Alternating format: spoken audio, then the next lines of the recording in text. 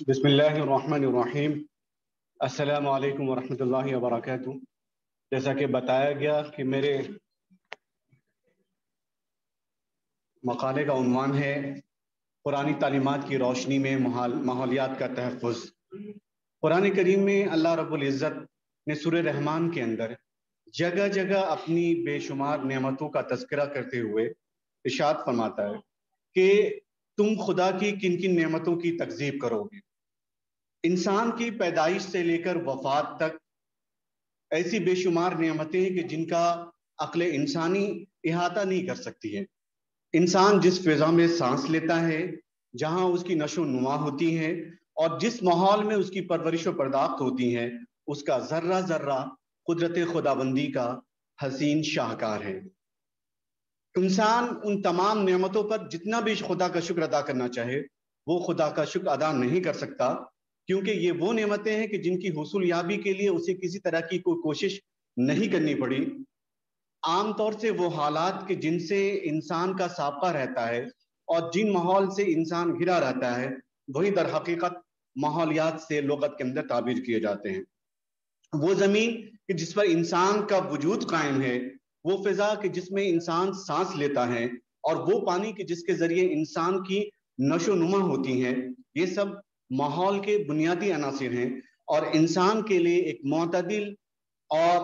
معتدل ماحول سازگار کرتے ہیں۔ قرآن کریم میں اللہ رب العزت نے ارشاد فرمایا هو الذی خلق من الماء بشرا، ایک دوسری جگہ اللہ نے ارشاد فرمایا خلق الانسان من صلصال کالفخار۔ ان آیات کا حاصل یہ ہے کہ انسان کی تخلیق اور اس کے وجود کی بقا میں پانی اور مٹی اہم کردار ادا کرتے ہیں، اور انہی کو ماحول کا بنیادی عنصر قرار دیا جاتا ہے۔ پھر اس ماحول کو بہتر بنانے کے لیے اللہ رب العزت نے اور بھی چیزیں پیدا کی تاکہ ماحول کو نہ صرف قوت ملے بلکہ صاف و شفاف فضا بھی انسان کو میسر ہو جو اس کی صحت کے لیے مفید ہو، اور پھر ایک توانا، صحت مند اور صالح معاشرہ وجود میں آ سکے۔ سورہ نمل کی آیت 60 اور 61 میں اللہ رب العزت ارشاد فرماتا ہے کہ بھلا وہ کون ہے کہ جس نے آسمانوں اور زمین کو پیدا کیا اور تمہارے لیے آسمان سے پانی برسایا، پھر اس کے ذریعے سے وہ خوشنما باغ اگائے جن کا اگانا تمہارے بس میں نہ تھا۔ کیا اللہ کے سوا کوئی دوسرا بھی خدا ہے؟ نہیں۔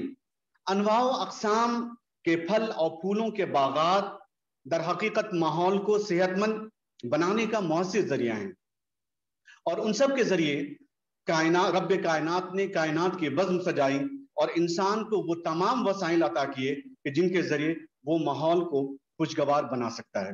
اللہ نے جہاں ہر طرف ہریالی پیدا کی، وہیں دوسری طرف ایسے چرند پرند اور حشرات الارض پیدا کیے کہ جو تحت الارض اور فوق الارض فضا میں موجود مضر اور فاسد مادوں کو اپنی خوراک بناتے ہیں اور ماحول کو صاف ستھرا اور صحت مند بنانے میں اہم کردار ادا کرتے ہیں۔ جب انسان نعمتوں کی ناشکری کرتا ہے تو خدا کی طرف سے طرح طرح کی آزمائش اور مصائب میں گرفتار ہو جاتا ہے۔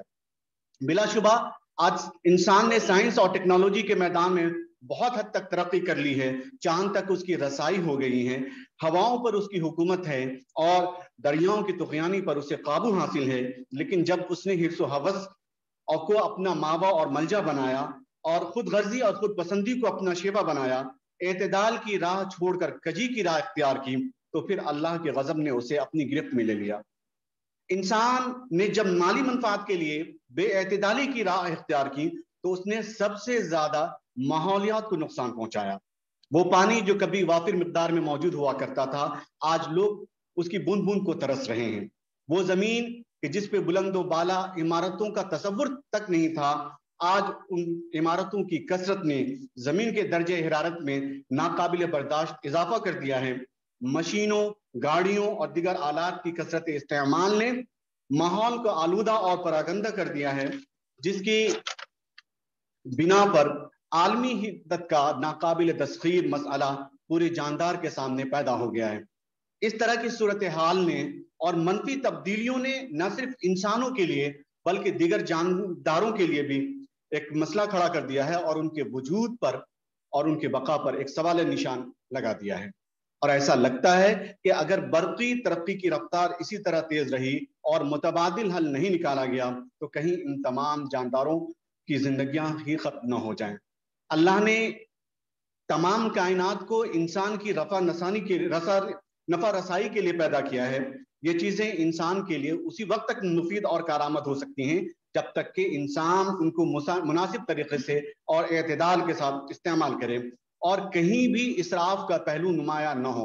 قرآن کریم میں اللہ رب العزت نے جگہ جگہ وَلَا تُسْرِفُوا کا لفظ استعمال کیا ہے، بعض جگہوں پر اِنَّ اللَّهَ لَا يُحِبُّ الْمُفْسِدِينَ کا لفظ استعمال کیا ہے، اور اس سے اس بار کی ترغیب دی ہے کہ کسی بھی چیز میں اعتدال سے ہٹنا اور اسراف کرنا پسندیدہ عمل نہیں ہے۔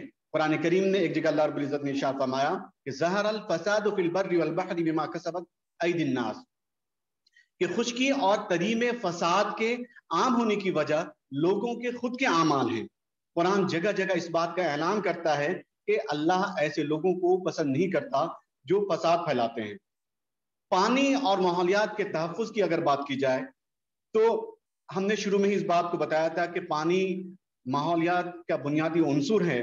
قرآن کریم میں اللہ رب العزت نے ارشاد فرمایا انزل من السماء ماء فاخرجنا به ازواجا من نبات شتى، کہ یہی وہ ذات ہے کہ جس نے آسمان سے پانی برسایا اور پھر اس کے ذریعے مختلف قسم کی پیداوار نکالی۔ کھیتی کی سیرابی کا انحصار بھی پانی پر ہے۔ جب اتنی بے شمار ضرورتیں پانی سے وابستہ ہوں تو اس پانی کا صاف و شفاف رہنا بہت ضروری ہے۔ قرآن و حدیث میں اس بات کی ترغیب دی گئی ہے کہ پانی کو ہر طرح کی آلودگی سے محفوظ رکھا جائے۔ طبی نقطہ نظر سے پانی کی صفائی طبی نقطہ نظر سے بھی یہ بات ضروری ہے کہ جسم میں دوسری چیزوں کے مقابلے میں پانی کا عمل دخل 90% زیادہ ہے۔ اس کے علاوہ غذا اور ہوا کی تحلیل جسم کے اندر پانی کے ذریعے ہی ہوتی ہے، اس لیے اس پانی کا صاف و شفاف ہونا بہت ضروری ہے۔ نبی کریم صلی اللہ علیہ وسلم نے ٹھہرے ہوئے پانی میں پیشاب کرنے سے منع فرمایا۔ اس کی بنیادی وجہ یہ ہے کہ ایک تو پانی کے اندر جو مطہر ہونے کی صلاحیت ہے وہ ختم ہو جاتی ہے، اور دوسرے پانی کے اندر غلاظت اور تعفن کی آمیزش ہو جاتی ہے، جس کی وجہ سے وہ پانی ناقابل استعمال ہو جاتا ہے اور لوگوں کی صحت کے لیے نقصان کا باعث ہوتا ہے۔ سورہ انعام کی آیت نمبر 99 میں اللہ رب العزت نے ارشاد فرمایا وَهُوَ الَّذِي أَنزَلَ مِنَ السَّمَاءِ مَاءً فَأَخْرَجْنَا بِهِ نَبَاتَ كُلِّ شَيْءٍ فَأَخْرَجْنَا مِنْهُ خَضِرًا۔ اچھا کھڑے ہو رہے ہیں، میں اپنی بات کوشش کرتا ہوں۔ یہاں بہرحال جس طرح پانی کا صاف شفاف ہونا ضروری ہے، اسی طریقے سے ہوا کا بھی صاف و شفاف ہونا ضروری ہے، اور ہوا کو صاف و شفاف بنانے میں شجرکاری کا بڑا اہم دخل ہے۔ نبی کریم صلی اللہ علیہ وسلم نے اور آپ کے بعد خلفائے راشدین نے اس کی ترغیب دی کہ ہوا کو صاف بنانے کے لیے ممکنہ کوشش کی جائے، شجرکاری کی جائے، اور راستے جو ہوں وہ کشادہ ہوں، گلیاں تنگ نہ ہو۔ جیسا کہ حضرت عمر رضی اللہ تعالی عنہ نے جب کوفہ شہر بسایا تو آپ نے یہ کہا کہ جو اس کی سڑکیں ہیں کم از کم 40 گز چوڑی ہو، پھر اس کے بعد پھر کہا 30 گز یا 20 گز، اور یہ کہا کہ جو گلیاں ہیں وہ کم سے کم 7 گز چوڑی ہو، تاکہ ہواؤں کا گزر بسر آسانی کے ساتھ ہو سکے اور انسانوں کے لیے ایک کھلے ماحول میں سانس لینا ممکن ہو سکے۔ ہم سب نے ماضی قریب نے اس بات کا مشاہدہ کیا ہے کہ ہوا کی کمی کی وجہ سے ہم نے اپنے کتنے عزیزوں کو کھویا ہے۔